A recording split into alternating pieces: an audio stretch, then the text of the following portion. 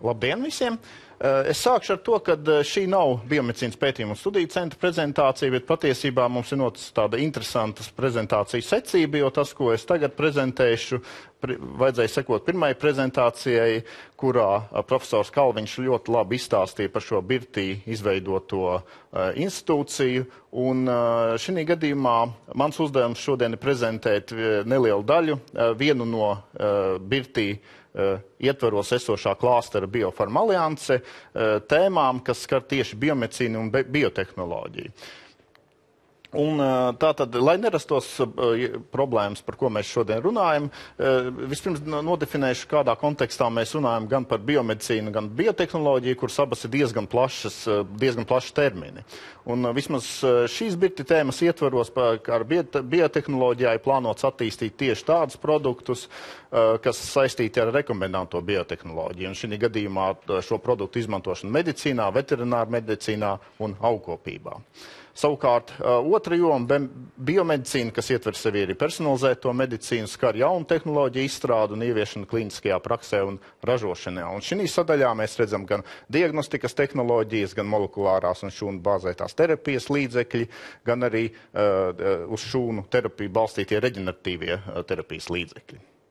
Un šeit uzreiz es gribētu minēt vienu būtisku atšķirību starp šīm jomām, jo ja biotehnoloģija varbūt, ja mēs skatāmies biotehnoloģijas saistībā ar uzņēmēju darbību, tad viņa vairāk seko tādām kā klasiskām vērtībām, kur tieši ir lielas kompānijas, kuras bieži vien šos te produktus ražo, ievieš un turpina pārdot tātad tirgū. Tad biomedicīnas jomā pašlaik dominējošā ir tieši uz individuālām tehnoloģijām balstīti mazi inovatīvi uzņēmumi, kas arī ir šis te lielais virzītājs spēks, kas nodrošina tieši uzņēmēju darbības tendences šī jomā, un par to es arī vēlāk noteikti runāšu. Ja mēs skatāmies uz zinātniskajām organizācijām Latvijā, kas tieši šī konkrētajā tēmā darbojas, tad noteikti jāmin šeit Latvijas biomedicīnas pētījumu studiju centrs, Latvijas Universitāte, Rīgas Stradiņa Universitāte, Paula Stradiņa Kliniskā universitātes slimnīca, Rīgas Austrumu Kliniskā universitātes slimnīca un Daugavpils Universitāte. Protams, šeit nav pieminēts Organiskās sintēzes institūts, ar kur mums ir daudz un vislielākā sadarbība tieši daudzās citās jomās. Šī gadījumā es sākšu ar to, ka nodefinēšu, kādi ir šīs jomas pieejamie resursi, un sākšu ar līdzinējumiem ieguldījumiem tēmas attīstībā. Un te noteikti jāmin divi no valsts nozīmes pētījumu centriem. Šī gadījumā Farmācijas un biomedicīnas valsts pētījumu centrs, kura ietvaros ir iekārtu un laboratoriju komplekss, kas principā nodrošina šo te fundamentālo un pielietojamo pētniecību un nedaudz arī iespiež translācijas varbūt fāzē, kā arī Sabiedrības un veselības klīniskās medicīnas valsts nozīmes pētījumu centrs, kur es šeit minu tikai dažas no šī centra ietvaros esošajām infrastruktūrām, kā personalizētās diagnostikas laboratorija un biobanku izveidi, kas var vairāk attiec tieši uz šo biomedicīnas daļu.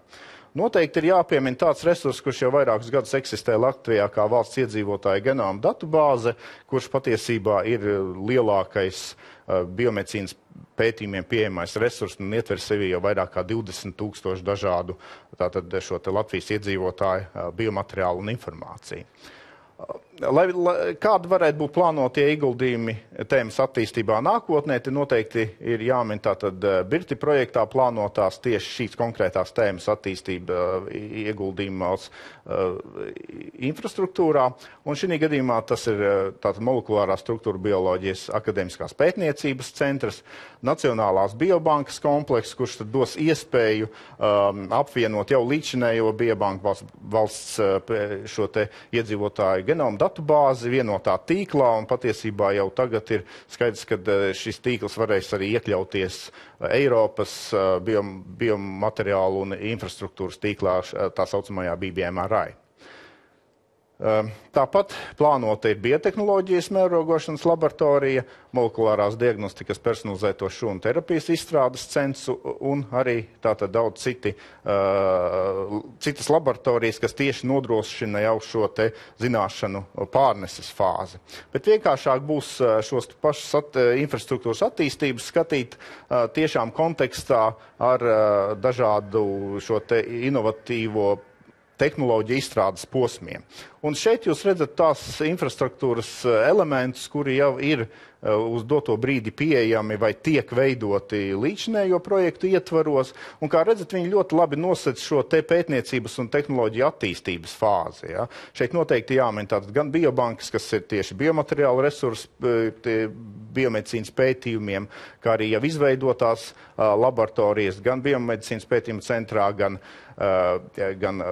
Latvijas universitātē, kā arī uz doto brīdi tiek intensīvi veidots laboratorijas, kas nodrošinās tieši dzīvnieku izpētes laboratoriju, pārsvarā tieši vēžu jauno terapiju veidošanai, kā arī šūnu izpētes komplekss, kas jau principā, kuru ietvaros varēs veikt šos te zināšanu un tehnoloģiju pārneses pētījumus daļai. Kā arī biomarķieru identifikācijas laboratorija. Un kā redzams, tad šie nākošie pētījumi, kas tiek plānoti, nākošās infrastruktūras objekti, kas tiek plānoti birti ietvaros, tad veido tādu kā secīgu plānu ar mērķi tiešām nodrošināt zināšanu un tehnoloģiju pārnes, tātad tas būtu imūnterapijas izstrādes laboratorija, bioreaktoru komplekss, šūnu audu un nanomateriālu kompozītu izstrādei, Pauls Sardiņa Klīniskajā universitātes slimnīcā, manas pieminētā biobanku tīkls, kā arī virkne jau GMP apstākļos tātad attīstāmās tehnoloģijas, kuras jau piemērotas klīniskiem pētījumiem un tālāko procesu attīstībai. Un šeit, protams, ir ļoti svarīgi, kad notiek sadarbība gan starp zinātniskajiem institūtiem, gan biomedicīnas jomā noteikti šeit minēts Klīniskās universitātes slimnīcas, bet jebkurām slimnīcām, kas savos ietvaros atbalsta klīnisko pētījumu veikšanu. Un šeit es atkal nonāku pie tā paša jauno uzņēmumu veidošanas modeļi, jo tīpaši ar šīm tehnoloģijām, kuras jaunas, inovatīvas un attīstās tiešām tikai salīdzinoši nesen pasaulē, tieši šis modelis ir viens no tādiem, kur, manuprāt, vajadzētu atbalstīt, kad noteikti Latvijā vajadzētu atbalstīt šo te jauno spin-offu veidošanu, kurus tad gan zinātniskās institūcijas kopā ar slimnīcām vai privātiem investoriem var veidot, un kas nodrošinātu šo diagnostiku un terapiju ražošanu. Un, protams, šāda te pieejama atklātā tipa infrastruktūra tad lieta noderētu, lai atvieglotu un palētinātu šo te procesu.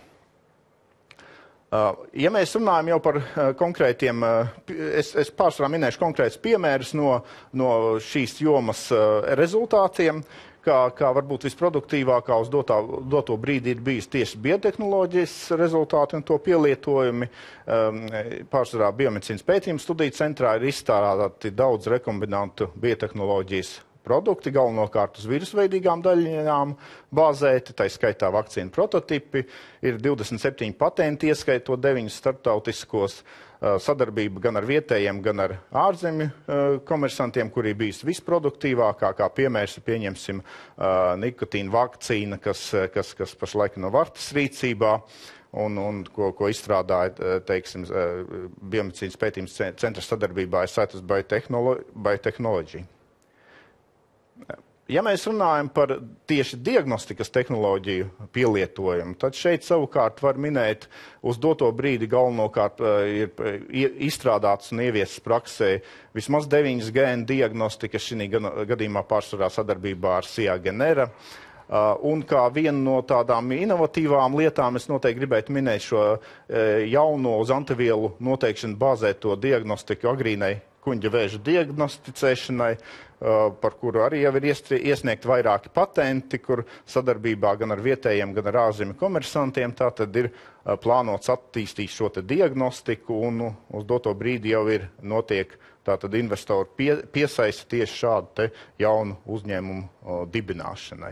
Un, protams, ja mēs minam šūnu bāzētās terapijas, tad arī šeit ir pozitīvi piemēri, noteikti jāmin ir šī te cilmes šūnu transplantācija Latvijas kardioloģijas centrā, kā viens no nākotnes noteikti perspektīviem plāniem ir šūnu bāzētās imūnterapijas izstrāde vēža terapijai, kas ir arī tiek veikta biomedicīnas pētījuma studiju centrā. Jāpiemin arī Latvijas Universitātes šūnu laboratorijas pētījumi, kas galvenokārt doto brīdi orientējas uz skrimšļu bojājumu ārstēšanu un ietver sevī ne tikai cilvēku terapijas līdzekļus, bet arī veterināru medicīnu.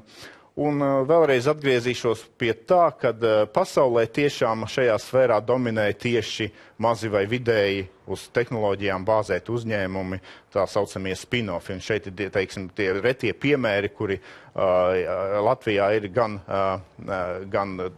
diagnostikas jomā, gan vēža terapijas jomā praktiski vienīgais līdz šim šis imūnterapijas preparāts, ko ir apstiprinājusi FDA. Un kapacitātes Latvijā ir pieredze un labi attīstītas iestrādes, izveidot augstu līmeņa infrastruktūru lietišķo pētījumu veikšanai, pieredze sadarbībā ar ārzemju uzņēmumiem. Šeit ir neliela kļūda, tas bija drīzāk kā trūkums minēts, jo cilvēku resursu pietiekamība, protams, nav pietiekama, lai veiktu šīs attīstības. Un es gribētu minēt labu klīnisko, zinātnisko institūciju un klīniku sadarbību.